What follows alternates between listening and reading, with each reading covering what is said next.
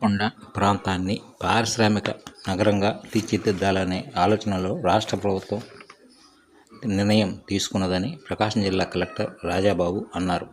బుధవారం joint collector శ్రీమతి కల్పనాకుమారితో పాటు అధికారులతో కలిసి పారిశ్రామిక హబ్గా చేయాలనుకునే దొనకొండ ప్రాంతాన్ని పరిశీలించారు. వ్యవసాయానికి పనికిరాని భూములను పారిశ్రామికంగా అభివృద్ధి చేస్తే ఈ ప్రాంతమంతా అన్ని విధాలా అభివృద్ధి చెందుతుందని కలెక్టర్ చెబుతున్నారు. ఈ విషయాలపై ప్రకాశం జిల్లా కలెక్టర్ రాజాబాబు విలేకరుల సమావేశంలో మాట్లాడారు. ఇక్కడ దొనకొండలో ఇండస్ట్రియల్గా డెవలప్ చేయాలని చెప్పేసి గవర్నమెంట్ ఆలోచనలో ఉంది.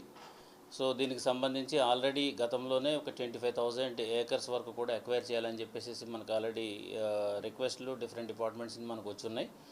సో ఆ ప్రపోజల్స్ని ఒకసారి వెరిఫై చేయడానికి, తర్వాత ఇక్కడ ప్రజెంట్ సిచ్యువేషన్ ల్యాండ్ సిచ్యువేషన్ ఎట్లా ఉందని చెప్పేసి వెరిఫై చేయడానికి అని చెప్పి రావడం జరిగింది.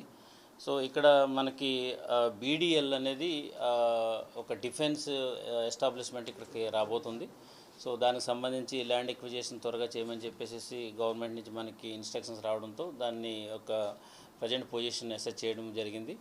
సో ఆ బీడీఎల్ ల్యాండ్కి సంబంధించి దాని పక్కనే ఉన్నటువంటి ఎయిర్ స్ట్రిప్ ఒకటి ఉన్నది. సో ఇక్కడ ఒక చిన్న కాన్ఫ్లిక్ట్ ఉందని చెప్పేసి అన్నారు. ఎయిర్ స్ట్రిప్ ఉంటే కనుక ఈ డిఫెన్స్ది ఇబ్బంది అవుతుందని చెప్పేసి అన్నారు. దాని మీద ఎంత దూరంలో ఉంది ఏమిటనేది కూడా ఫిజికల్గా వెరిఫై చేయాలని కూడా చూడటం జరిగింది.